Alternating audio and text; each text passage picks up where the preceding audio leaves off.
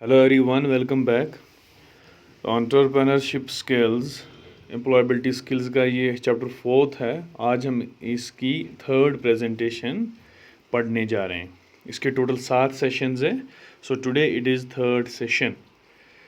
सो आज का सेशन जो है that's about qualities of a successful entrepreneur.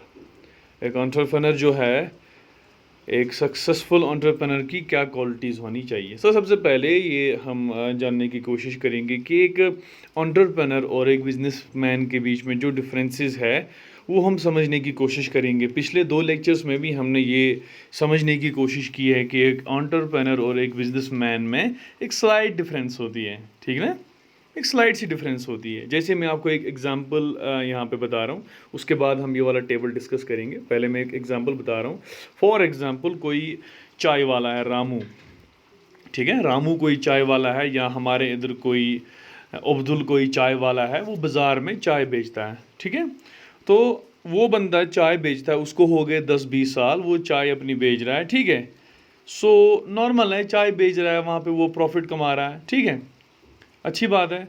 Next है, अगर कोई इंसान, फॉर एग्जांपल आप में से कोई, ठीक है, एक नया आइडिया लेके, एक नई इनोवेशन लेके, एक नई क्रिएटिव सोच लेके जाएगा, वो क्या करेगा, अब्दुल जहाँ पे अब्दुल की चाय की दुकान है थोड़ा सा दूर जाके वो भी एक चाय की दुकान खोलेगा। लेकिन अब्दुल वहाँ पे लिप्टन चाय बेचता है। इधर जो है, फॉर एग्जांपल आप में से कोई सुहेल या रूफ या कोई और आप में से करेगा, वो क्या करेंगे कि चाय के डिफरेंट डिफरेंट फ्लेवर्स करेंगे, ठीक है ना।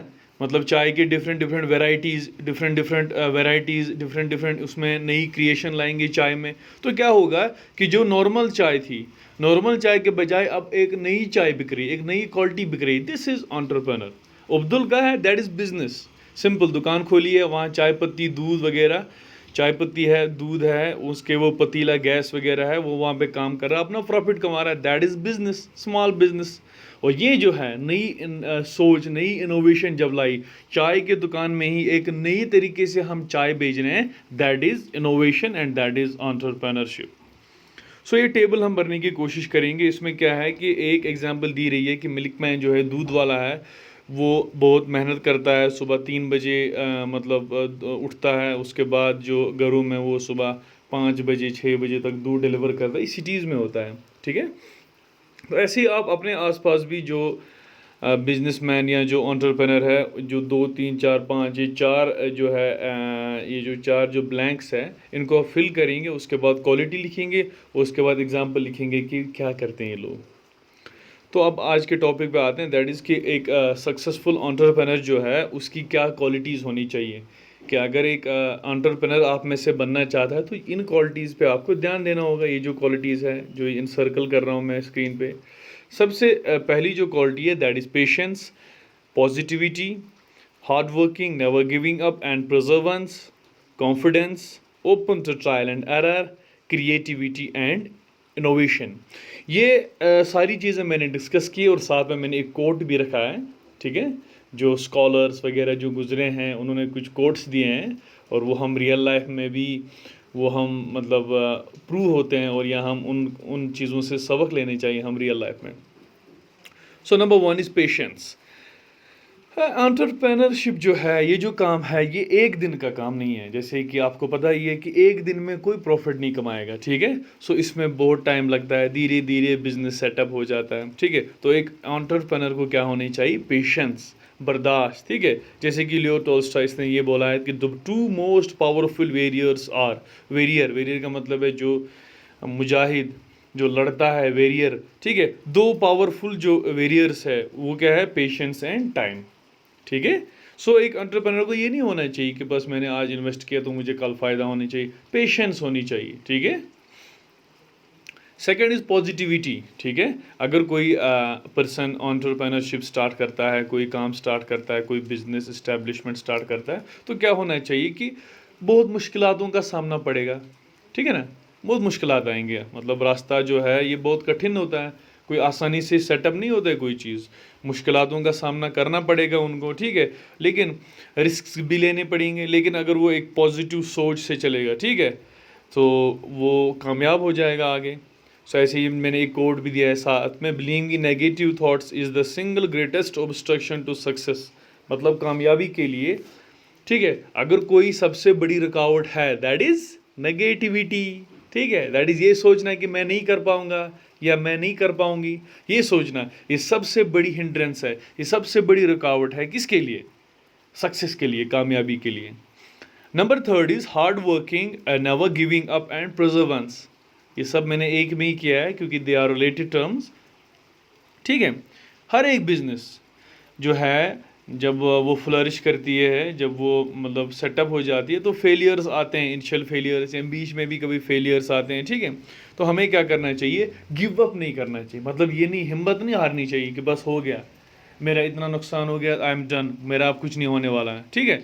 लेकिन मेहनत करनी चाहिए, ठीक है, एक मेहनत के साथ, एक डेडिकेशन के साथ अपने वो गोल्स को हासिल कर सकते हैं। तो यहाँ मैंने एक कोड लिखा है, never stop trying, never stop playing, never give up, your day will come. आपका दिन ज़रूर आएगा अगर आप कभी मतलब हिम्मत नहीं हारोगे, कभी आप अपने आप पे यकीन, मतलब आपको अपने आप से यकीन उठेगा, ये नहीं होना चाहिए, और आप कभी हिम्मत नहीं हारेंगे। मेन चीज़ है कि हिम्मत नहीं हारनी है, और आपका दिन ज़रूर आएगा।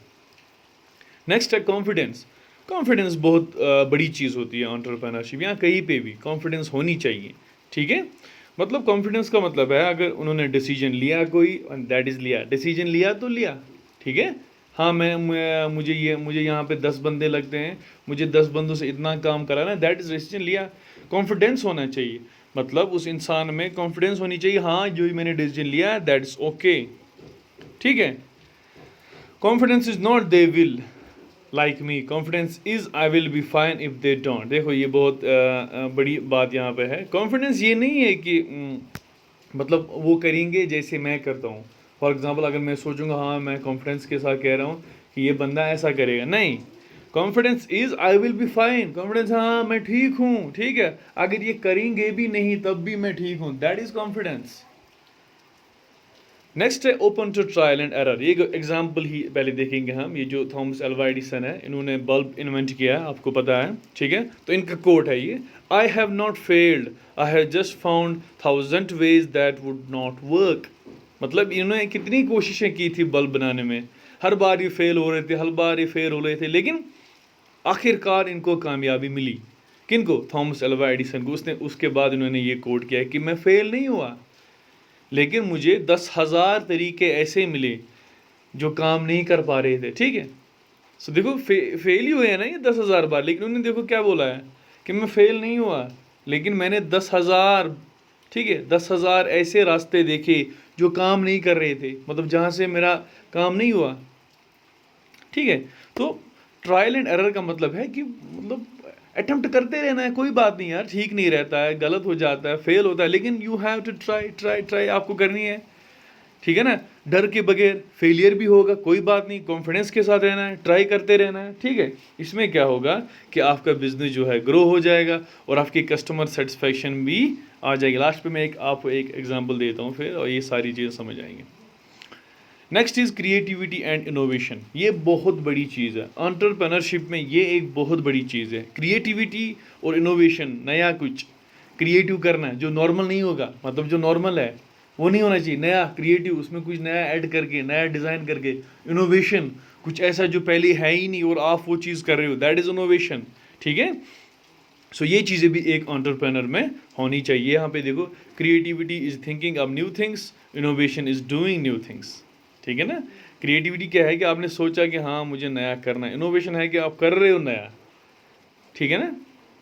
Thank you, stay home, stay safe.